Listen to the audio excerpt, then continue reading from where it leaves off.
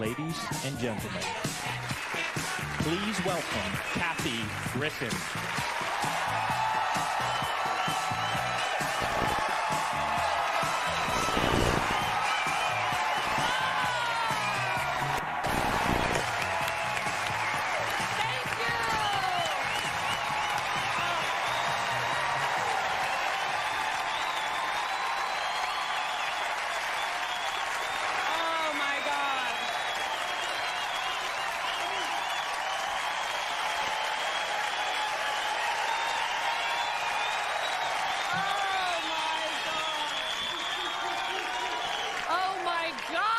Preparations that went into tonight. I bought 6 pair of these pants so I can pee on myself in 5 of them and still wear these for you. How do you like my loft? Yeah, I had to recreate my own loft. I love this loft. It's so Adrian Lyne. It's so Joel Schumacher.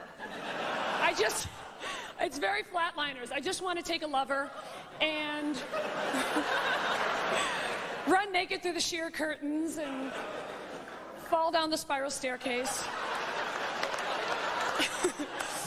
but my favorite suggestion this week was from one of my managers, God love him, and he's going to be so pleased I'm telling this story.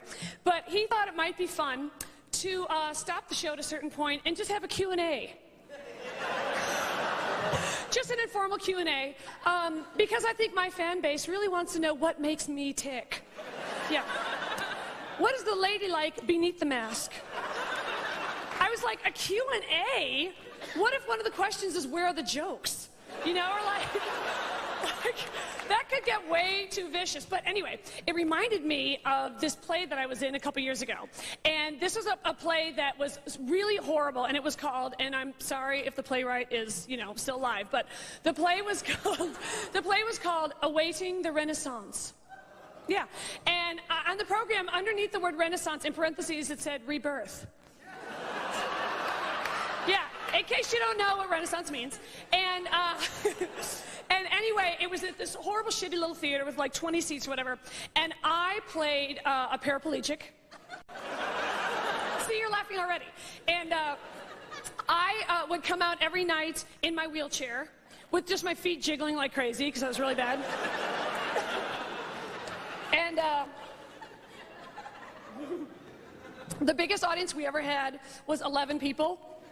And they were all my friends from the Groundlings, and what they would do is every time I would enter in the wheelchair, they would laugh so hard they had to be separated. Those are my friends. So anyway, you know, this play was really awful, and I was trying to act really hard. And then there was another guy in the play who was an actual paraplegic, and I wanted him so bad. I thought he was so hot because he was all paraplegic and everything, but he had those like badass paraplegic arms. Yeah, it's just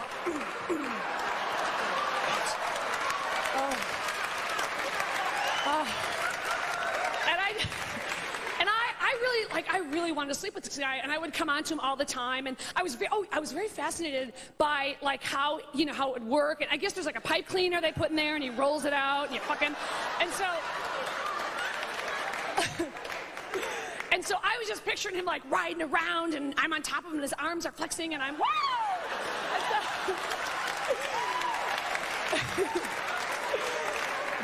Okay, so get this. So I was like very upfront, you know, about how I felt. I had a crush on him and stuff, and I wanted to, you know, sleep with him or get jiggy with him. And as the kids say. And so anyway, then he did not want to sleep with me, and he was a born-again Christian. I know, and I'm like, I'm willing to, all right. And like, you have to roll out a penis, and I'm fine with that. But fine, you're going to pass on me. But anyway.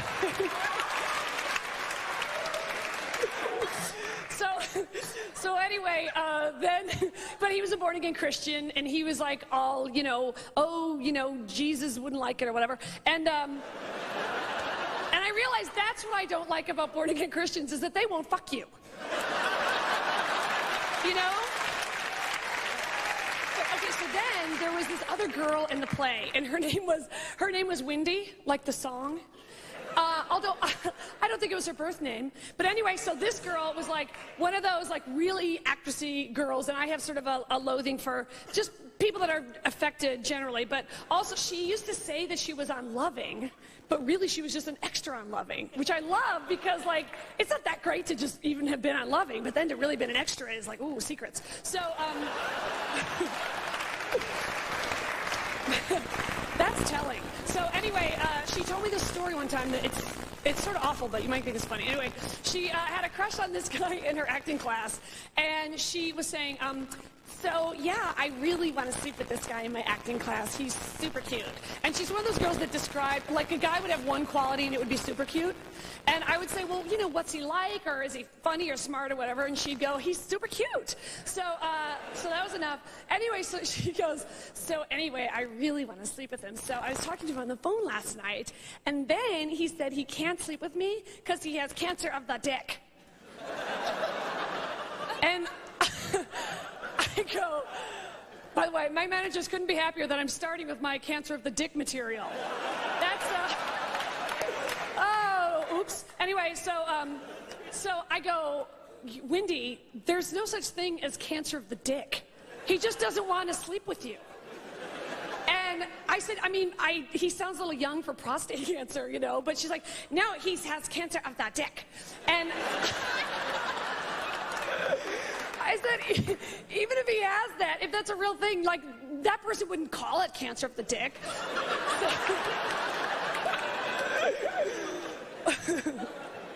Like, that's the doctor. Look, I've got to talk to you about your cancer of the dick. We're hoping for some dick remission. So anyway, then there was this other guy in the play, and he thought he was like Mr. Serious Actor, and he really wanted to be in Richard III. And he would talk about some production of Richard III he had been in, and, you know, Chatsworth or whatever, and he was saying, like, so, you know, whatever. So anyway, so he would do this play. Oh, yeah, and his thing was he had a wooden leg, although he didn't really have a wooden leg, but, you know, that was his character. And so he would come out, and he would have a monologue somewhere in the play about, oh, yeah, by the way, this play was all about how physically challenged people don't want to be pitied. So all my monologues were like, don't pity me. Whatever you do, don't give me your pity. If you're handing out pity today, I don't want any. If you're serving up pity, I don't want the check, or whatever. So it just was like on and on and on. And I'm all wheeling and jiggling, and everyone's laughing. So, but anyway, this guy took it really seriously. And so he had this monologue, which he would just slowly turn into an actual soliloquy from Richard III. Like, by about the fourth weekend, he was just doing Richard III for no reason. But the best is when he decided it would be a really good accent to his monologue to take his wooden leg off and put it in the chair next to him and then lean on it during the monologue. Okay, so this is the guy that wanted to have the Q&A. My friend Melanie and I have this running joke to this day where, like, she'll call me up at 4 in the morning and she'll go, yeah, I have a question for the bad actress.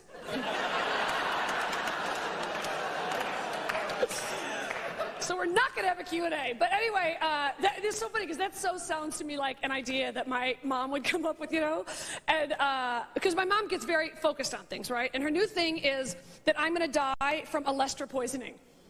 You know Olestra, that new fat substitute that they put in Olean and chips called Wow. I love that. Wow. So anyway, my mom, you know, because I guess this thing, I don't know, I guess there's maybe not so good or it hasn't been tested enough, whatever. So my mom calls me up and she's like, Kathleen, it's your mother. For God's sake, don't eat any of that goddamn Olestra. You're going to get the shits.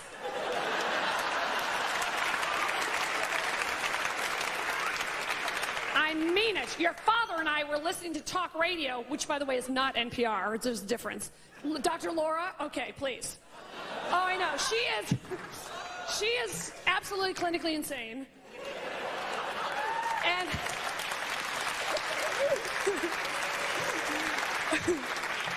And yet strangely compelling.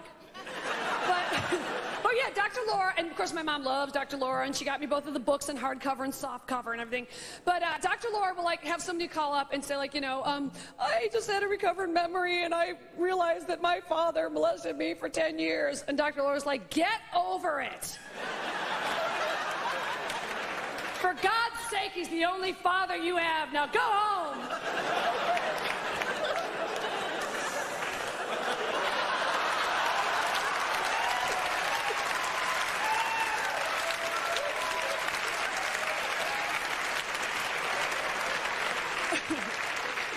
So anyway, so my mom is convinced that I'm going to die of a Lester poisoning, and she says, and we were listening to talk radio, and a woman called in, and she was in a business meeting, and she got the shits. And then a man called in, and he got the shits in his car. So I hope you don't think you're going to be real goddamn cute and eat that goddamn Lester. That's my mom's other thing, is she always thinks that I'm being really high and mighty. Like, everything is like, well, I hope you're proud of yourself. You had to be so high and mighty and shop at the Robinsons May. Real fancy, real highfalutin. The 99-cent store is good enough for us. My parents are so in love with the 99-cent store that they actually moved to an apartment strategically placed near their favorite 99-cent store. And you can only imagine their devastation when the 98-cent store moved in just miles away. When I think of the pennies your father and I have spent at that goddamn 99-cent store. Oh.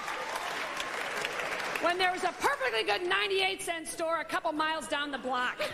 I don't care if the toothpaste is from Mexico. It's fine for us.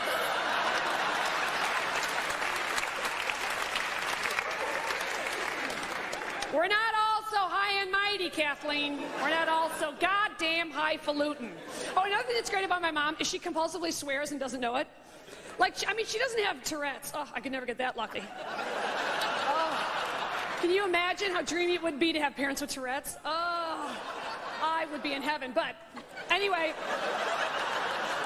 that is one funny fucking disease. I'm sorry.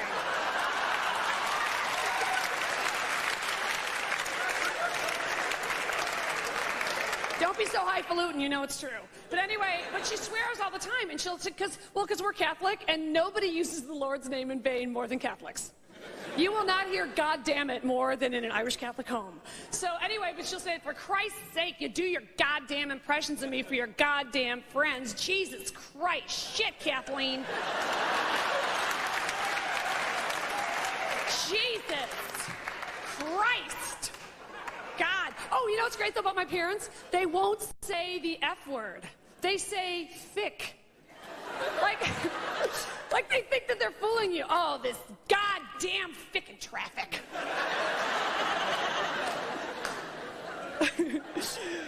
But you know, like if I'll buy, like let's say I buy a shirt, you know, for $40. My parents have this like view of things costing what they cost in the Depression. So it's like if I have, God forbid, my mom would come over and see like a price tag. Oh, Jesus, $40 for one stinking shirt?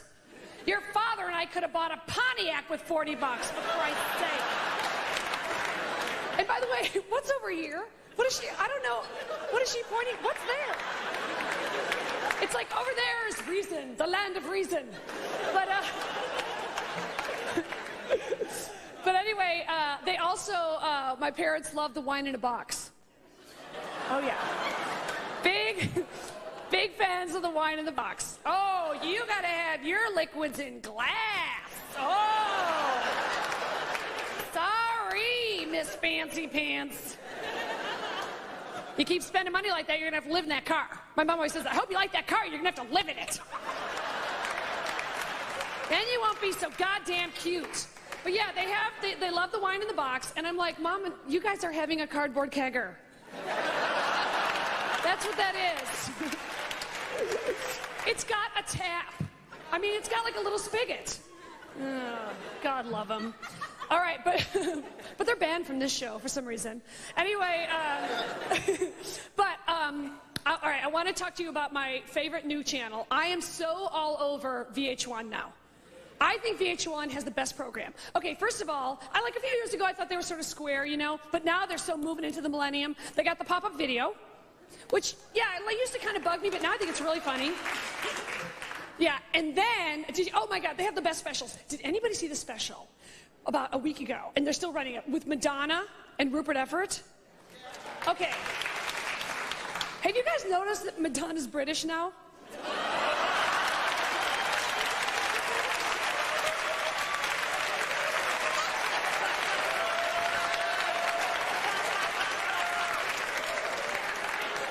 Okay. Let's talk about her lineage for a moment. Raised in Michigan, moved to New York, is British. She started turning British like at the Golden Globes. And, you know, she was doing the interviews, and she says telly instead of television. And she uses the word actually way too much. So, and then she's also sort of bringing her voice down to a register like around here. And she's being interviewed for the Golden Globes, and she's got the whole, you know, the crazy hair that everyone hated, now everybody has. And you know, they were saying, well, Madonna, you know, we're so glad to have you at the Golden Globes. Well, actually, it's more fun to come here than to watch it on the telly, you know.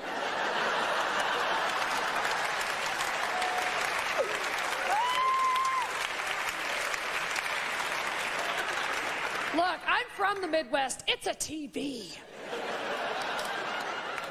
So then remember the Golden Globes, she announced Best Actor, and it was Jack Nicholson for As Good as It Gets. And she reads it and she goes, and the winner for Best Actor is Jack. What's wrong with her? When is somebody going to stop her? I mean, I love the Madonna, don't get me wrong. I love the hits, God bless her. But, and the special, this is so great about this. So in the special, it's like, I forgot what it's called, Madonna Revisited or something like that. And she's with Rupert Everett, and he's interviewing her. And I think that that was a very conscious choice, because I think Madonna thought then it would look like just a couple of Brits sitting around talking. You know, having some scones. And so, so anyway, this special was so great because it was Madonna going to all of her old New York haunts and just fucking busting in on people. Like they're walking around and they're talking in the limo, and she's saying actually like every other word. And then, you know, they went to like the mini mart she used to go to, and she was saying, do you remember me? I used to shop here. I loved the food here, Rupi. And she became so Dickensian before my very eyes. And I wanted her to just lapse into actual Shakespearean. Well, hey, well, less than an hour. Methinks me sees me in the apartment.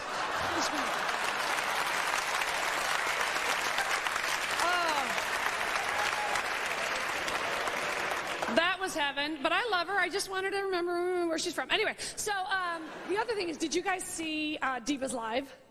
Oh, Divas Live was dreamy. Okay, first of all, Divas Live was a special they had with 5 women, divas, some questionable divas.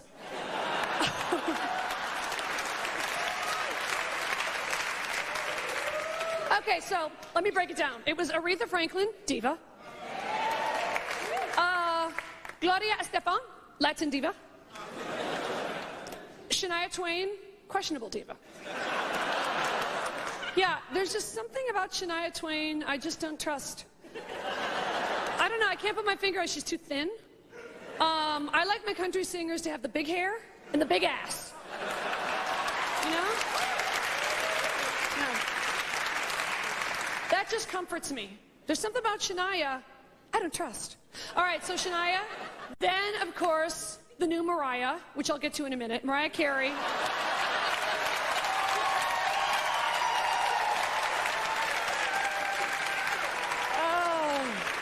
Oh yeah, I call her the new Mariah.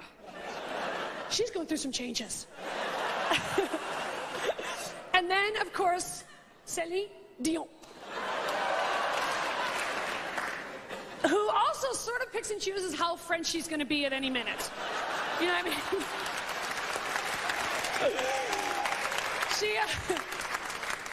Sometimes she is so French-Canadian you can't even stand it. And then sometimes she's like a little more crossover. So, anyway, okay, so. Now, do you guys know the dish on Celine Dion? She, first of all, oh, she has like the greatest story. First of all, you know she's married to a guy who's like 100. Yeah. Yeah, she's one of those. So she's... Oh, yeah. We're going to get to Mariah in a minute. Anyway, so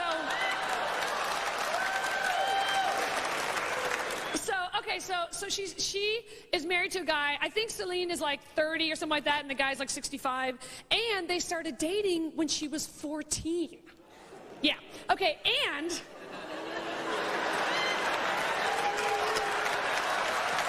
Am I terrible? So, And, okay, you know that she's one of like 20 kids, so she is just insanely fucked up. You just know that. She must have just been so hideously ignored that when Grandpa came along, she was like, I'll marry you, or like whatever, but she was 14. Yes, and in every interview, she just defends it way too much. She's like, I am from a big, large family, we are very musical, and it is normal, but it's the big deal. You know, like, you know there's just issues and boundaries and secrets, so, the name of my book. So anyway, the other thing is, she's also too thin, which I don't trust. I don't like that. I'm not comfortable with that. And she also does a bizarre chest pounding thing that I think is a cry for love.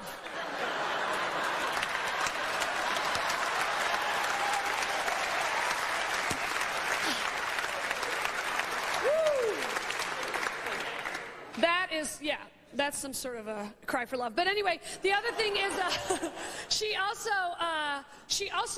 okay, so, all right, so, all right, so I went to see her show because, you know, I talk about her so much, I thought, well, you know, I should go see her act. So I went with two of my best gays because who else are you going to go see Celine Dion with? And so we go, and we are in the very back, right? And the very last row. And let me just say this, as if Celine isn't weird enough. And I know it's sort of easy to make fun of her because she's sort of like the female Michael Bolton, and what's easier than that? But we go to see Celine, and this is the tour where she wore the one-piece white leather halter bell-bottom jumpsuit, which to me screams yeast. And, yeah. There. I don't know. There could not be enough cotton in the cotton panel of that outfit for me. But, you know, I admire her moxie. So anyway, so that, I'm kind of fascinated by that. But anyway, just that scrubbing out process night after night, you know. I get so much grosser than this in like 10 minutes. Anyway, so anyway, so we go see the show, and we're in the back row, and is kind of, you know, strange as Celine is, her fans are just freaks. So anyway, she's doing the show, and I certainly will, you know, hand this to her. She has an amazing, amazing voice, and she totally delivers live. I mean, she's just a great, great singer, you know? So anyway, so she's doing her thing, and at the time, her big hit was the Up Close and Personal theme song, right? So anyway, she's doing the show, and I could feel like a tension in the audience, almost like, when's she gonna sing the Up Close and Personal song? Because, like, you know, she's going on, and, you know, she's singing about the fucking children or whatever, and you know, that's all well and good, but they want the hits. So anyway, she goes off stage, everybody claps, she comes back on, she sings some bullshit song in French nobody cares about, and then now the fans are absolutely edgy, right? So they're like, wait a minute, can I speak to... So anyway, then, so she goes off again, she comes on for the final encore, and she starts the, for all the place goes apeshit. Okay, there are gays flying everywhere. Just, oh!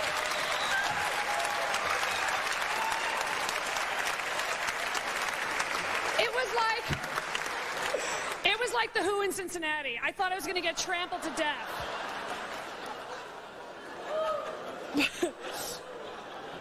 But, anyway, so that was great. Okay, so anyway, so Divas Live. So anyway, then, oh, did you guys hear the rumor that Celine and Mariah don't like each other? And, that would be, that would be dreamy. So I would, like, that sort of thing would make me just, like, go undercover as a crew guy with, like, you know, a baseball cap and, hey, how are you ladies getting along? So, with, like, my boom mic. So, anyway, so I heard that they didn't get along and that they asked to be placed at separate ends of the line for the ending Diva Jam session. But I don't know if it's true and I don't care if it's true. I just love it. So, so anyway, okay, so Mariah Carey. First of all, I love her story, right? She, once again, gets famous very young. She marries the old rich guy in the mafia. You know, come on, you read Vanity Fair. So, Vanity Fair did the best article about them last year, where they had, like, an aerial picture of their compound. I gotta get me one of those compounds. Everybody's got one. You don't want a house, you don't want a mansion, you want yourself a compound. So anyway, they have, like, the compound, and this thing's, like, big as, you know, Mall of America. So anyway, so she marries Tommy Mottola, who's the head of Sony Records, who's in the mafia. So, or, like, I'm pretty sure. But anyway, whatever. I think if Robert De Niro goes to your wedding, you're in the mafia. That's all I'm saying.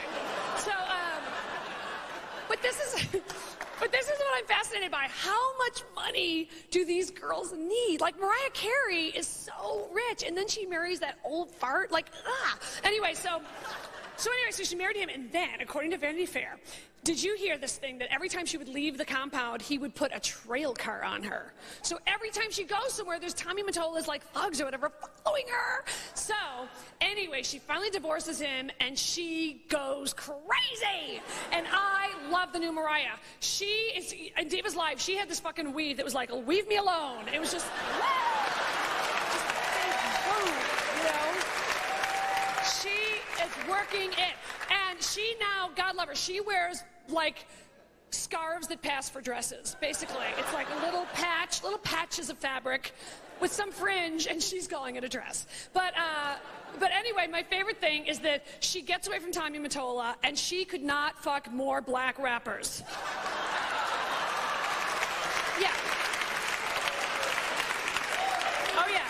If your name is Puff or Daddy, she will fuck you.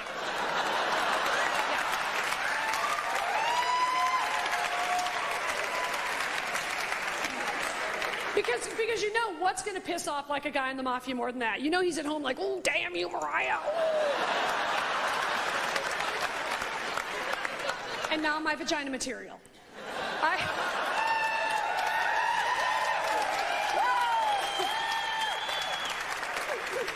Although, I have to tell you, I actually prefer the word pussy. Hear me out. But I know that a lot of people find that word very jarring and offensive. So, luckily, my friend Moses told me that there's a new way to say it that isn't as offensive. And the new way to say it is, pusow! And so you can talk about your pusow all night. And although mine, I go a little further with mine. Mine is more like, pusow!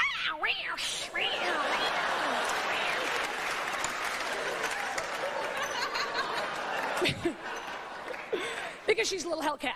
So, all right, so here's the 3 stages of my pusow. Okay, let's say like if she's going through a phase, because she's a whole entity, believe me, that's where it all happens. And my girl likes to party all the time. All right, so let's.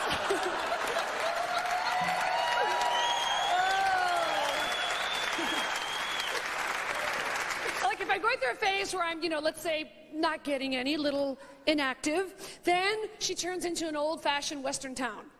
So there's like a dirt roads, and all you see is a tumbleweed going by.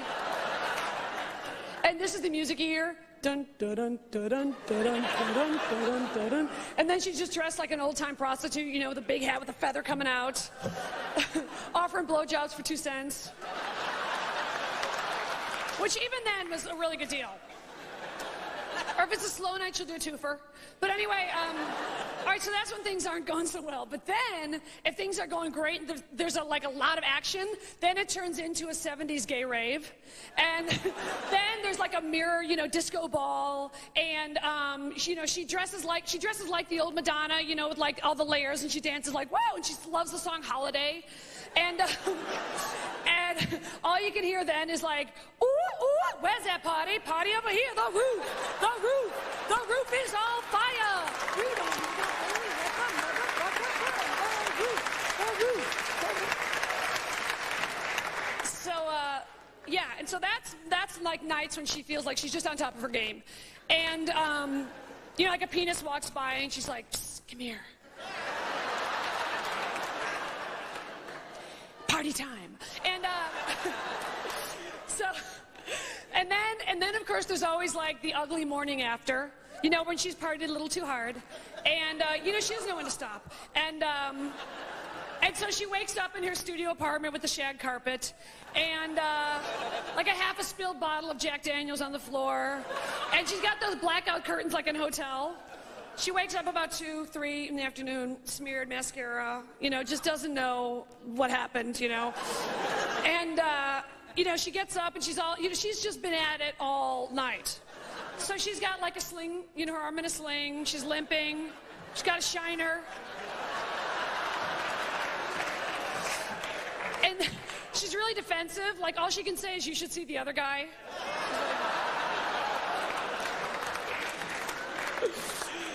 Oh, God love her. Do you want to see?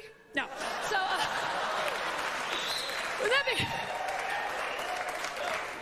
wouldn't it be great if I could just open my pants and like, we love the funk? But anyway, okay, so I got to meet the president.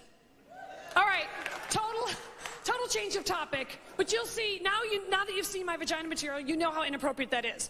So my managers get this call, and I have an offer to do stand-up for the president. 25 minutes at a DNC fundraiser. What's wrong with them? I have my 5-minute pussy chunk, and then I got 20 minutes of dead air. So I don't even know what they're thinking. But of course I was like, okay, you know. So the deal was I was going to be the only performer at this fundraiser. That's also so weird.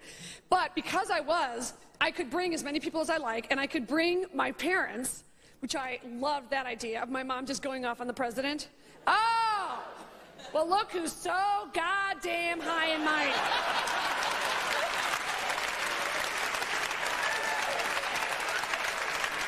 I hope you're happy. You probably spent half the goddamn defense budget on that suit, for Christ's sake. So highfalutin. But anyway, so I was like all over that. And so I was all prepared and stuff. And then they do a security check on me. And I was so excited about that because I thought, you know, I was hoping that they would find I killed a man, but I blacked out or forgot about it or something like that. But I didn't. But you know it's another sort of like side fantasy. And this is just really angry, and I am owning that. But I sort of have a fantasy about like taking a guy back to my apartment and then giving him a roofie and then date raping him. And he wakes up the next day and he feels all dirty and he doesn't know why. And then I just look at him and I go, well, look at the way you're dressed. You look like a whore.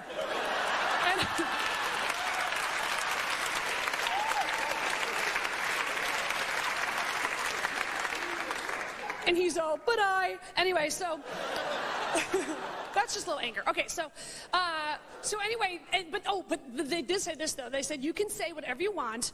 Because I said, well, you know, I tend to cuss a lot, you know, what happens if I do that? She said, you can swear, we don't mind that, but you just can't say anything about the president, and especially the current scandal. There goes my act. So anyway, because, let me just say this, I love Monica Lewinsky. She is my home girl and my idol. I just love her. And she's so like the type of girl that I would want to be one of my best friends, because she is that girl that's going to blow a guy and then call you up and tell you all about it.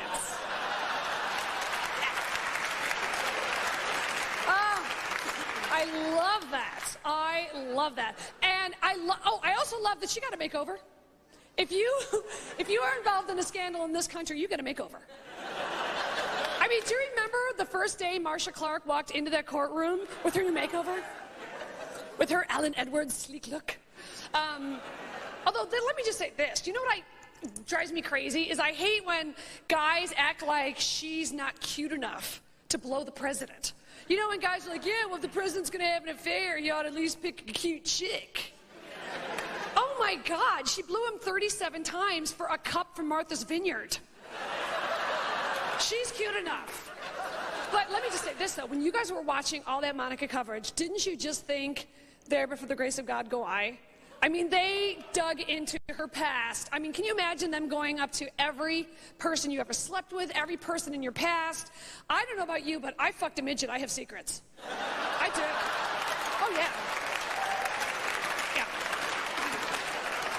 So anyway, so what they said to me was they said, okay, so you can't talk about Monica Lewinsky and all stuff. So I said, okay, fine, I'll just talk about whatever. So anyway, so then they do the security check and everything. And then about a week before I was supposed to do it, they call me and fire me. So they called and they said, well, it's nothing personal, but the White House is uncomfortable with having a stand-up comedian, and so we're going to have a musician instead. And they said, the president has just had talked about so much on the talk shows and all that stuff. And I said, I understand. So then they can me, and then they hire Jewel, which is total trouble because she's way too hot for him. You know what I mean? She's all, I have real boobs and I used to live in a van. Ha! He's not up to that at all. So anyway, but they said, but you're still invited to go to the event. So the excuse was that since I wasn't performing, I was one of the celebrity hosts. Yeah. So the deal with this event was that people had paid whatever amount of money to not only hear the president speak, but also to be seated with a celebrity. And what a treat for them that was. When their celebrity was me. I was like, oh God, all right, any excuse. But of course I wanted to go, So we go in. Okay, so now the deal is since I'm a celebrity host, I get to be in on the photo op. So now there's this receiving line to have your picture taken with the president. So I'm in line, right, and there's all these famous people. I mean, the Spielbergs and Ted Danson and Mary Steenburgen and Whoopi Goldberg and Danny DeVito, like all these big stars, right? And then there's me. So I'm there, and then get this though, behind me is Cheryl Tiegs, former model. So now I'm like, oh cool, so Cheryl and I are like, and all of a sudden we're in the same boat. We're like the low-rent celebrities, So I turned to Cheryl Tiegs and I go, Cheryl, can you imagine, how bummed out these people are going to be to see, to be seated with us? And then she goes, what? And I was like, oh, never mind.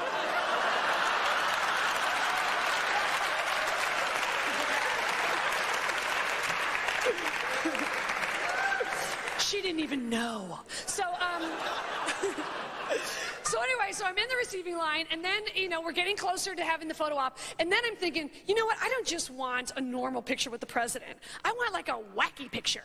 So, like, I had these fantasies of, like, the president and I to do, like, a Charlie's Angels pose. Or one where, like, an I'm was stupid, where I'm going like this, and he's going like this. So... And, if you're going to be photographed with the president, this is the one to be photographed with. If it's like me and President Bush, it's me and Mr. Boring, but this guy fucks around. It's great. So, woo! Give me that guy. So, anyway, then, so I thought, okay, well, he's not going to do that, right? So then I thought, okay, what can I do that's sort of more subtle? So then I had this great plan. I was carrying this adorable brown satin Kenneth Cole clutch, because I'm an autumn, and so I was carrying like this little clutch purse, and then I thought, okay, this is what I'm going to do. People were walking up in twos, and you'd walk up, and the president would put his arm around your shoulders, they would take the picture, and then he would like move you along. It was all about like, get the fuck out and move along, let's go, next. And so anyway, I thought, okay, this is what I'll do. I'll get in position, and then right before they take the picture, I will just casually say, would you hold my purse? And what gentleman worth his salt wouldn't just instinctively go like, oh, okay. Because that's how you have to be with guys. You have to fool them and just say something really fast. And then maybe they'll do it. So anyway, and then I thought I'd have this funny picture of me with the president. He's holding my purse. So anyway, I'm in line, I'm getting close to the line, and then we're only like behind two people, and then the security guy says, oh, miss, I'd like to take your purse. And I was like, I'll just keep it. They checked it. There's nothing, scary inside or anything. And then he goes, no, we have to take your purse. And I go, but I have to hold on to it. And he goes, miss, we hold it here for you, and then we give it right back to you. And then I go, but I'm going to do a bit with it. And then he says, totally seriously, he goes, the president doesn't do bits. He's down with the lingo. He's riffing. He's talking about his college 50. Anyway, so anyway, I was like, ah, shit. So anyway, then I started to give him the purse. So then I get in line, and it's our turn, and there's I get like a doyen or something. There's the person that tells the president who you are. So it's our turn, and I hear her go up to him and say, this is Kathy Griffin. She's on the show Suddenly Susan with Brooke Shields. And he goes, what? And so then we're here, right? It all happened so fast. And so I said, Mr. President, it's an honor to meet you. My name is Kathy Griffin. I am on the show Suddenly Susan with Brooke Shields. And he's like, okay, you know, like, I didn't even ask you, what are you talking about? You know, like, who are you, miss? And so then my manager, Scott, was standing like this, and the photographer says, sir, put your hands by your side. And then the president goes, what? And I go, he said, take your hands off me. I swear to God.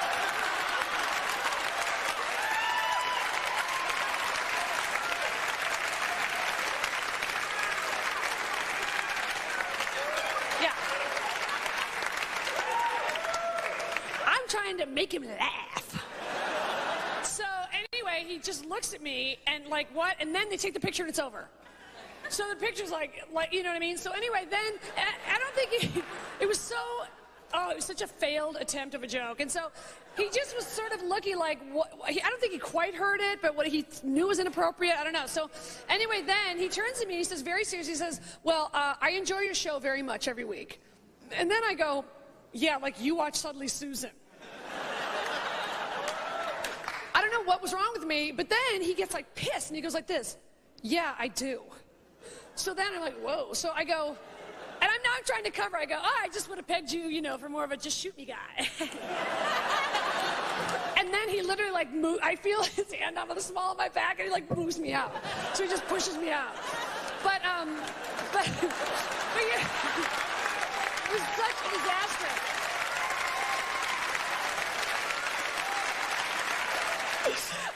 Okay, this is totally sort of off the beaten track, and I don't mean to be like a comic that talks about like the difference between men and women and why women are superior. But one thing that I do find interesting is this. I am fascinated by what men find to be sexy, and I think it's really interesting that men love that chain Hooters, you know, and sort of, I think it's sort of pathetic, but, you know, but they apparently love just going to a restaurant where they're going to see some girl, you know, with a tight t-shirt that says Hooters with her real or fake boobs or whatever, and they just love that, and they're like, ooh, look at those Hooters, give me some tater skins, you know, like... Like, that's really their idea of fun is a mystery to me. But I was thinking that that would so never fly with women if there was a chain called Balls.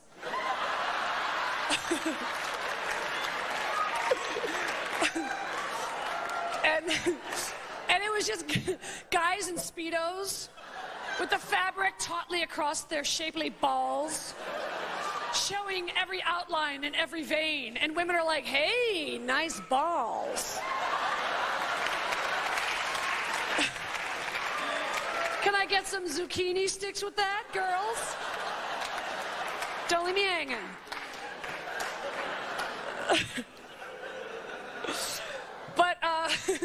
But one fantasy I do have, I sort of fantasize that I have this other life, and I get this when I go to a department store and I see a really great suit, you know, like a great DKNY suit or an Anne Klein 2 suit or whatever, and I think, why can't that be me, you know? I mean, because on Suddenly Susan, I get to wear like the crazy Rhoda paisley pants, you know, whoa! And you know, when I'm doing stand-up, it's like, you know, like pants and like slutty little top and work the rack. And so anyway, then, and so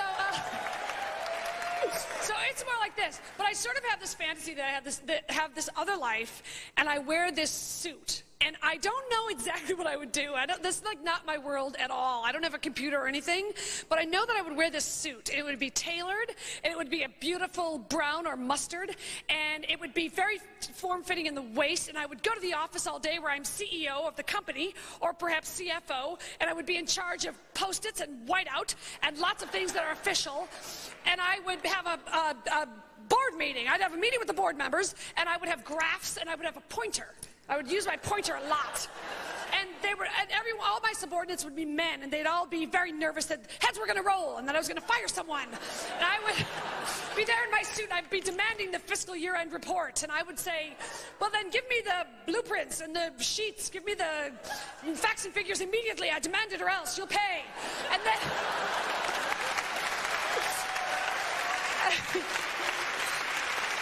And they're all very intimidated by me because they know that Miss Thing might be on one.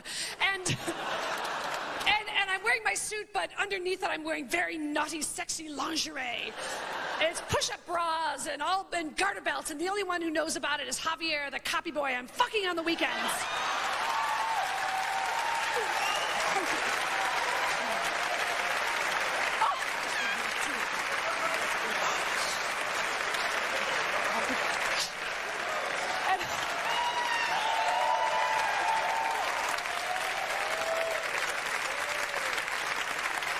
And he comes into the meeting and he hands me a folder of something, and I give him that look like, see you at 5, but not a minute sooner. I'll fire you too, Javier. And we Xerox ourselves making love all the time, but it's a secret. Shh. And I go back to my condo in the marina. But anyway, oh, okay, get this. This is a hideous story, but maybe you'll be with me, maybe you won't. All right, here we go. I met Hanson.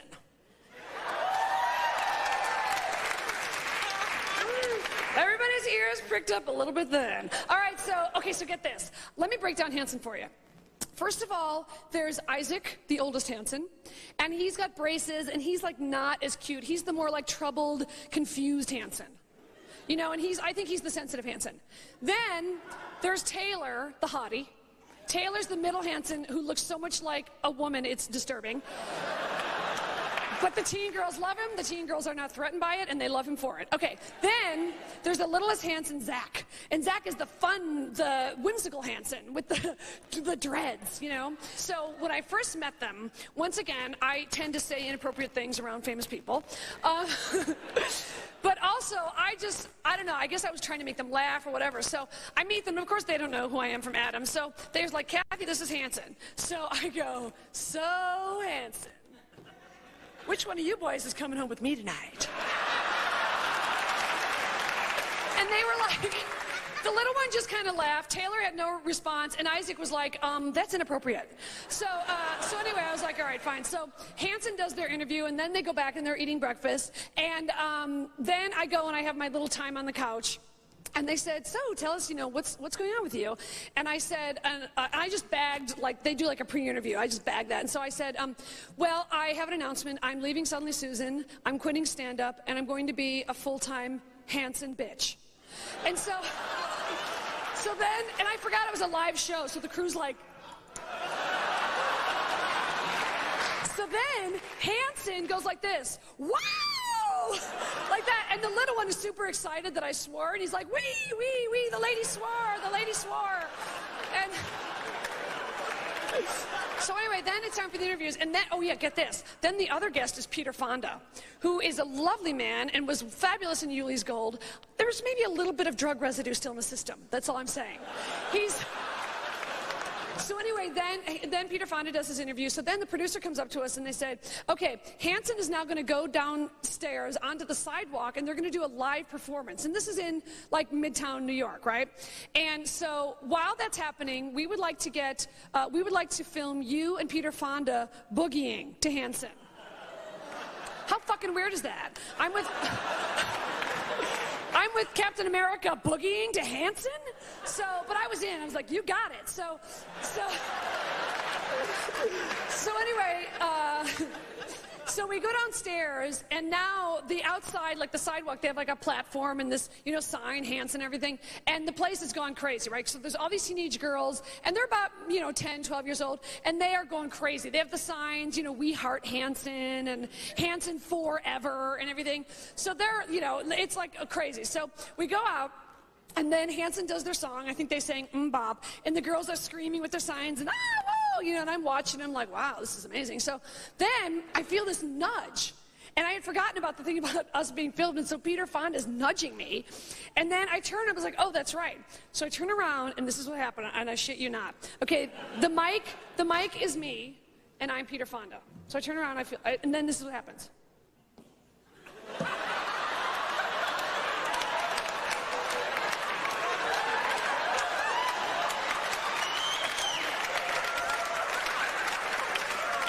I know.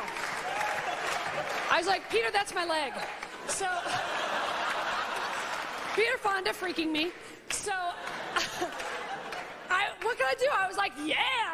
Whoa! Sure, I'll do it. So anyway, okay, they finish the song, and the girls are going, whoa, we love Hanson. So then the female host of the show, she goes over and she starts interviewing the little girls. So she goes up to one, and she's maybe 10 years old, and she says, tell me why you like Hanson so much. And the girl's answer was, ah! That was it. She could not verbalize. Then she goes up to the next little girl, and I don't know if you'll think this is funny. I just thought it was such a funny thing to say to a 12-year-old. She goes, wow, you must love Hanson. You look like you have the vapors. like a little kid knows what the vapors are, you know? So I just pictured this little kid just turning into a Tennessee Williams character. Oh, my Lord, I have the vapors.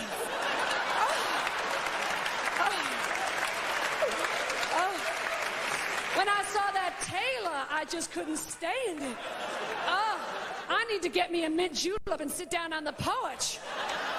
Oh, Brick, why aren't you a man? Oh, Hanson.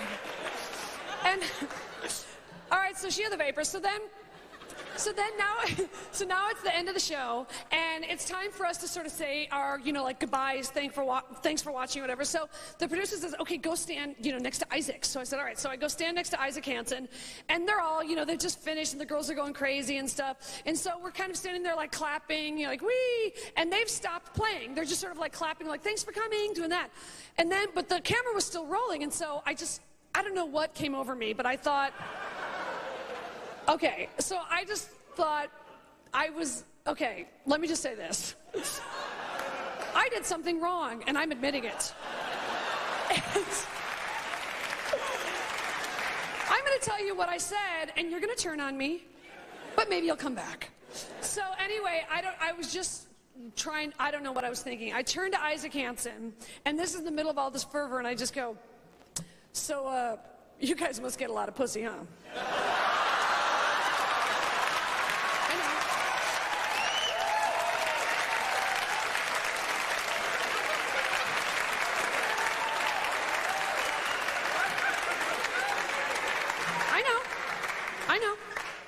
I know, I feel the shame. And the minute I said it, like the word pussy wasn't even, it was like during the I was like, what are you saying? Why would you say, oh my God. And so he turns to me and he goes, what? And then I repeated it.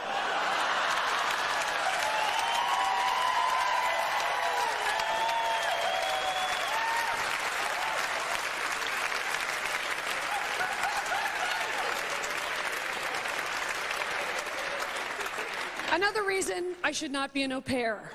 So, I don't know why. I repeated it like a weirdo, so I go, so you guys get a lot of pussy? So then, he looks at me and he goes like this.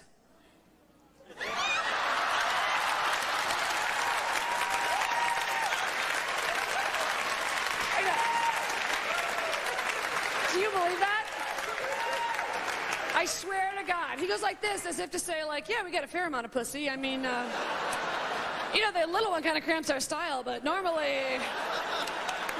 it's pussy, pussy, pussy. Wow, we love pussy. We're handsome. We love pussy. And the pussy train runs through town. I'm on the caboose because I love pussy. Wow.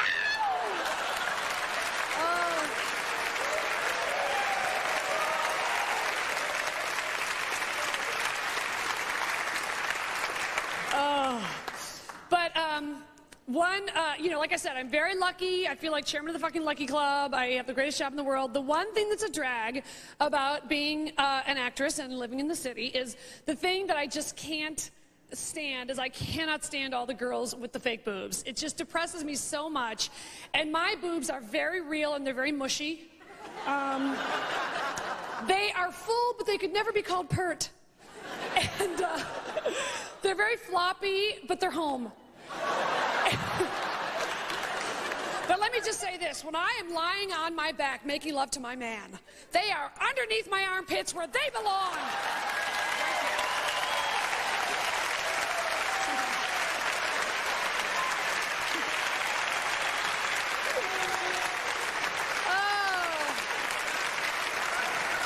Thank you for being the best audience ever.